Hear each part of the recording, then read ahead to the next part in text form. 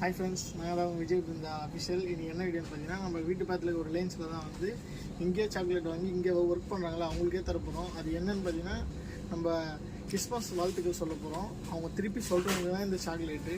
அது யார் தரோன்னு பார்க்கலாம் வாங்க ஃப்ரெண்ட்ஸ். இங்கே 2 பேர் இருக்காங்க, அவங்கள தான் நான் போயிட்டு சர்ப்ரைஸ் பண்ணுறேன்.